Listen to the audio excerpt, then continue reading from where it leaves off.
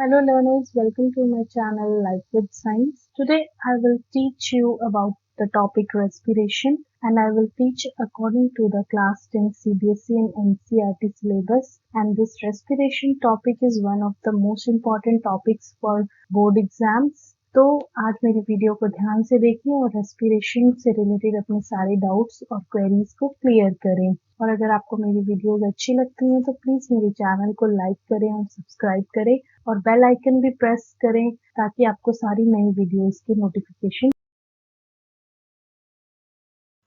हम स्टार्ट करते हैं फूड से। फूड फूड जो है हमारी बॉडी में वो अल्टीमेट सोर्स ऑफ एनर्जी है। हमें बॉडी के सारे प्रोसेसेस के लिए जो एनर्जी चाहिए वो फूड से मिलती है। और फूड क्या है? वो हमारी बॉडी के मेंटेनेंस में यानी ग्रोथ एंड रिपेयर में हेल्प करता है। तो फूड के दो काम हो गए, एक तो वो बॉडी को एनर्जी देता है, दूसरा वो बॉडी के ग्रोथ और रिपेयर में हेल्प करता है। अब क्वेश्चन आता है कि फूड से एनर्जी मिलती कैसे है। एक लाइफ प्रोसेस है रेस्पिरेशन। इस प्रोसेस के थ्रू फूड से एनर्जी मिलती है। इस प्रोसेस में फूड जो है वो ऑक्सीजन के प्रेजेंस में बर्न होता है, ब्रेक डाउन होता है और कार्बन डाइऑक्साइड और वाटर रिलीज करता है और एनर्जी रिलीज करता है। और यही जो एनर्जी है ये एनर्जी यूज होती है बॉडी के मेंटेनेंस में, बॉडी के सर्वाइवल में और डिफरेंट प्रोसेसेस को अचीव करने में। तो फूड ब्रेक डाउन हुआ ऑक्सीजन की प्रेजेंस में और उसने जो एनर्जी रिलीज करी वो एनर्जी यूज होती है लाइफ प्रोसेसेस में by the the respiration it involves taking in oxygen by the cell, using it for releasing energy by burning of food and then eliminating the waste products from the body. तो respiration में क्या होता है कि sales जो हैं वो oxygen लेती हैं एनवायरनमेंट से और वो जो ऑक्सीजन है वो हेल्प करता है फूड के ब्रेकडाउन में। और ब्रेकडाउन होने के बाद जो एनर्जी रिलीज होती है वो एनर्जी सेल्स यूज करती हैं और उसका जो वेस्ट प्रोडक्ट होता है वो बॉडी से एलिमिनेट हो जाता है। ये सारा काम सेल्स में होता है, इसलिए इसको सेलुलर रेस्पिरेशन बोलते हैं। रेस्पिरेशन के लिए हमें सबसे पहले जरूरत होती है ब्रीदिंग की। जब हम ब्रीद करेंगे तो ऑक्सीजन हमारी बॉडी में इनहेल होगी और वो ऑक्सीजन हेल्प करेगी फूड के ब्रेकडाउन में और उस ब्रेकडाउन के बाद जो है वो एनर्जी रिलीज करेगी।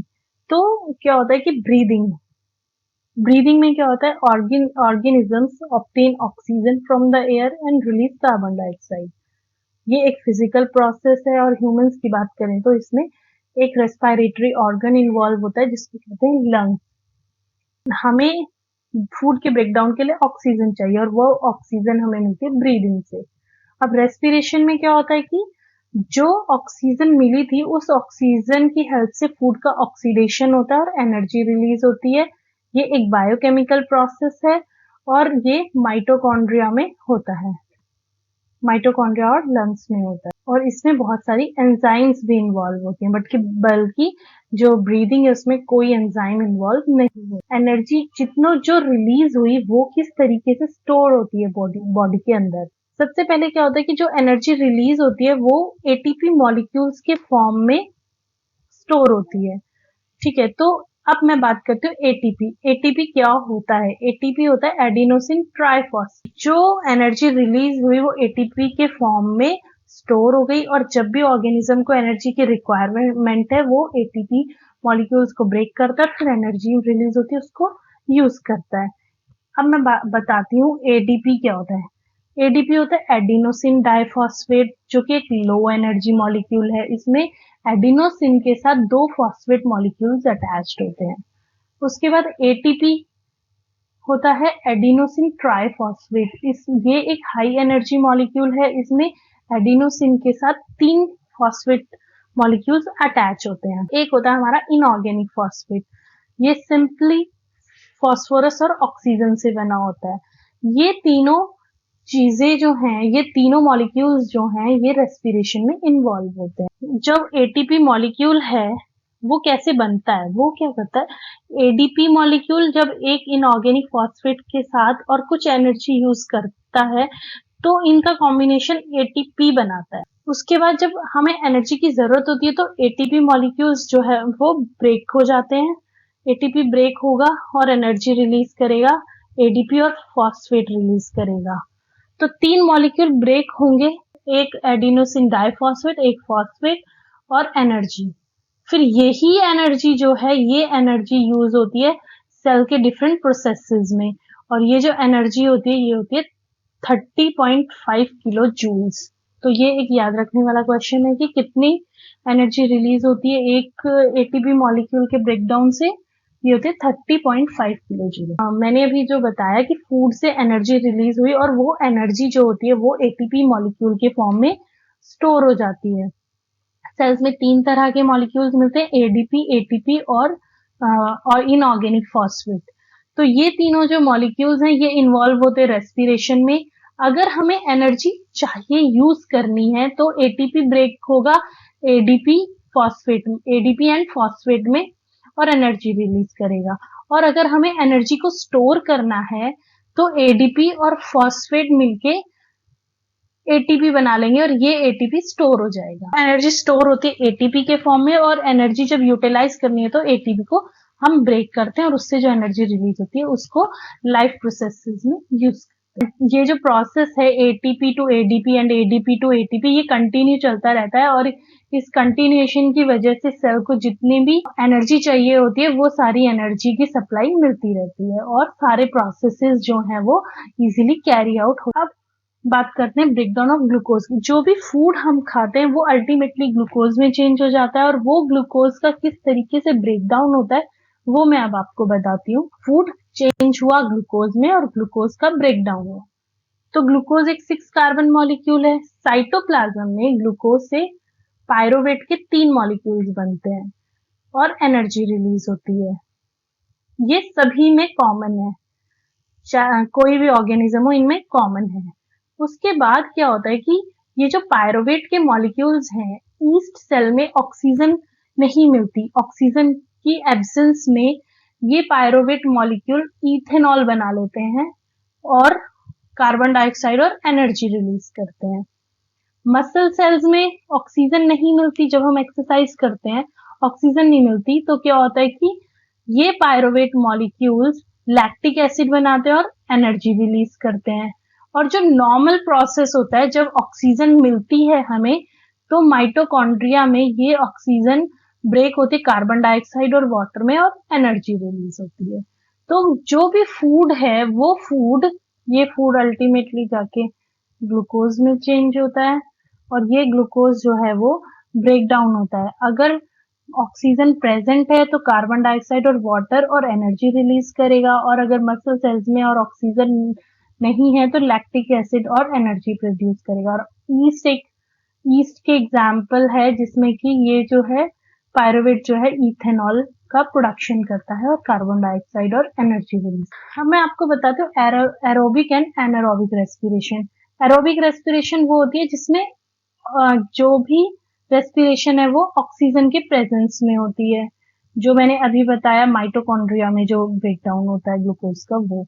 उसके बाद इसमें फूड का कंप्लीट ब्रेकडाउन हो जाता है, कोई भी बाय प्रोडक्ट नहीं बचता है। इसमें जो एंड प्रोडक्ट्स हैं वो कार्बन डाइऑक्साइड और वाटर होता है, इसमें काफी सारी considerable amount of energy release होती है। एनारोबिक रेस्पिरेशन की बात करें तो एनारोबिक रेस्पिरेशन जो है ये ऑक्सीजन के एब्सेंस में होता है।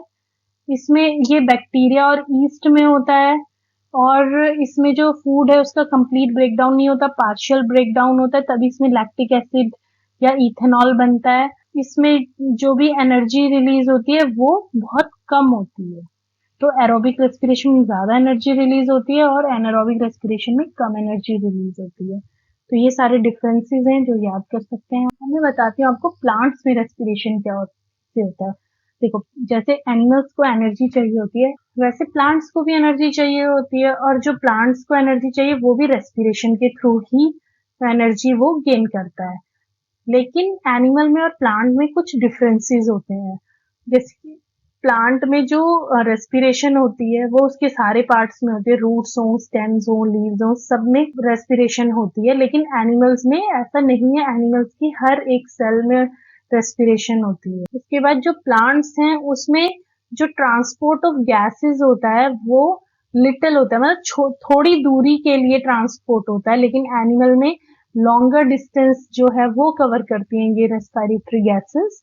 उसके बाद जो प्लांट में रेस्पिरेशन होता है वो स्लो रेट में होता है, और एनिमल में जो रेस्पिरेशन होता है वो फास्ट रेट में होता है। और प्लांट्स में रेस्पिरेशन के लिए जो ऑक्सीजन चाहिए होती है वो डिफ्यूजन के प्रोसेस से आती है, जो कि एनिमल्स में नहीं आती। प्लांट्स में ये इसलिए क्योंकि प्लांट में सरफेस एरिया जो होता है वो ज्यादा होता है एब्जॉर्प्शन के लिए, और जितना सरफेस एरिया होता है उससे उतनी ऑक्सीजन एब्जॉर्ब हो जाती है, जो कि पूरे प्लांट के लिए सफिशिएंट होती है, और ये डिफ्यूजन के प्रोसेस से होता है। प्लांट में जब दिन में फोटोसिंथेसिस होता है, दिन में फोटोसिंथेसिस जो होता है उसमें कार्बन डाइऑक्साइड सनलाइट के प्रेजेंस में फूड बनाती है और ऑक्सीजन को रिलीज करती है।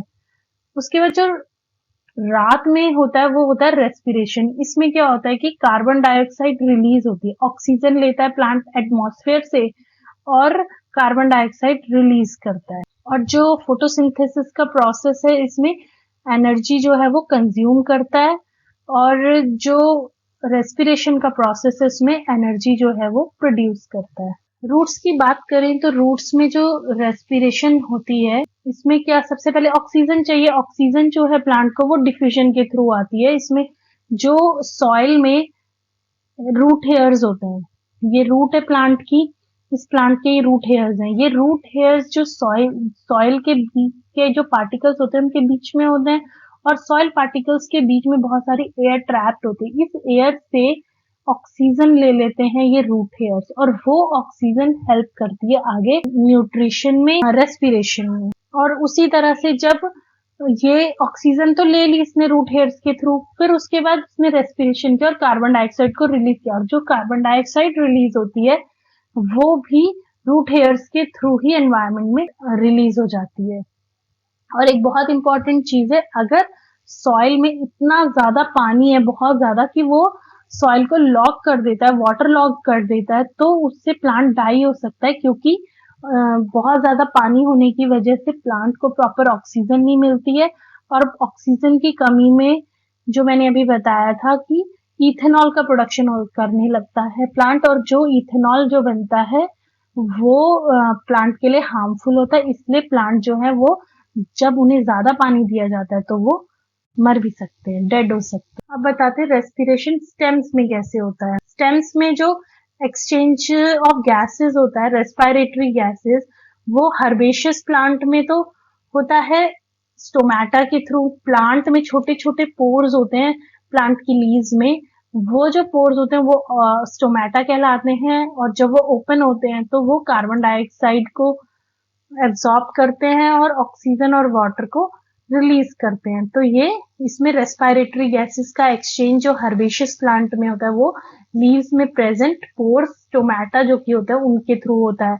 और स्टेम्स में इस तरह के स्ट्रक्चर्स आपने देखे होंगे, ये जो स्ट्रक्चर्स है इन्हें कहते हैं लेंटिकल्स, और लेंटिकल्स के थ्रू स्टेम्स में वुडी जो प्लांट होते हैं उनके स्टेम्स में रेस्पिरेशन के टाइम पे एक्सचेंज ऑफ गैसेस होता है।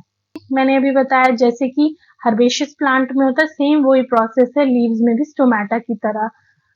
स्टोमेटा के through he exchange of gases होता है। और ये मैंने अभी बताया ही था आपको कि जो प्लांट्स हैं, प्लांट्स में दिन में फोटोसिंथेसिस होता है और रात में रेस्पिरेशन होता है। फोटोसिंथेसिस के लिए जो कार्बन डाइऑक्साइड चाहिए वो लीव्स ने कार्बन डाइऑक्साइड ली, सनलाइट की हेल्प से उसने फूड बनाया, ये फूड है। और जो रिलीज किया वो है ऑक्सीजन। ऑक्सीजन ये दिन में रिलीज करते हैं। रात के टाइम पे ये क्या करते हैं कि कार्बन डाइऑक्साइड रिलीज करते हैं, ऑक्सीजन लेते हैं एनवायरनमेंट से और कार्बन डाइऑक्साइड को रिलीज करते हैं। ये रेस्पिरेशन है। इस टाइम पे ये फूड का ब्रेक डाउन करते हैं और एनर्जी को रिलीज करते हैं। एनिमल्स में जो रेस्पिरेशन है वो डिफरेंट एनिमल्स में डिफरेंट रेस्पिरेटरी ऑर्गन्स इन्वॉल्व होते हैं। जैसे अमीबा में की जो सेल मेम्ब्रेन है उसके थ्रू ऑक्सीजन जो है वो डिफ्यूज होती है। अर्थवॉर्म में स्किन के थ्रू ऑक्सीजन का डिफ्यूजन होता है। और एक्वेटिक एनिमल्स हैं जैसे फिश है, प्रॉन है, मसल्स है, इनमें गिल्स प्रेजेंट होते हैं जो कि ऑक्सीजन इनटेक करते हैं। और इंसेक्ट्स में जैसे कि मॉस्किटो है या हाउस फ्लाई है, इनमें या तो स्पाइरिकल्स होते छोटे छोटे होल्स होते हैं या फिर ट्रैकिया होते हैं जिनके थ्रू ऑक्सीजन वो लेते हैं इंसेक्ट्स। उसके बाद जैसे लैंड एनिमल्स जो हो गए जैसे ह्यूमन है या डॉग है, इनमें रेस्पिरेटरी ऑर्गन जो है वो लंग्स होता है, तो इनके थ्रू ऑक्सीजन लेते हैं और आगे का प्रोसेस मैंने आपको बताया ये कि ऑक्सीजन लेने के बाद जो फूड है उसको ब्रेक डाउन करते हैं और एनर्जी रिलीज करते हैं। तो इन सब में इस तरीके से रेस्पिरेशन होती है। अब यहाँ पे रेस्पिरेशन जो एनिमल्स में होता है वो मैंने आपको बताया डिफरेंट, ये जो डिफरेंट रेस्पिरेटरी ऑर्गन्स है इनके थ्रू होता है। अब इम्पॉर्टेंट है ह्यूमन में रेस्पिरेशन। तो नेक्स्ट जो वीडियो मैं अपलोड करूंगी उसमें मैं रेस्पिरेशन इन ह्यूमंस के रिलेटेड अपलोड करूंगी और उसमें सारी इंफॉर्मेशन होगी कि ह्यूमंस में रेस्पिरेशन कैसे होता है। तो इसी के साथ ये रेस्पिरेशन इन जनरल मैं ख़त्म करती हूँ और मेरी वीडियोस को प्लीज़ लाइक करें, शेयर करें और कमेंट सेक्शन में बताएं कि आपको कैसी लगी और प्लीज़ मेरे चैनल को सब्सक्राइब करें और बेल आइकन को प्रेस करें ताकि आपको सारी वीडियोस के नोटिफिकेशंस मिलते रहें।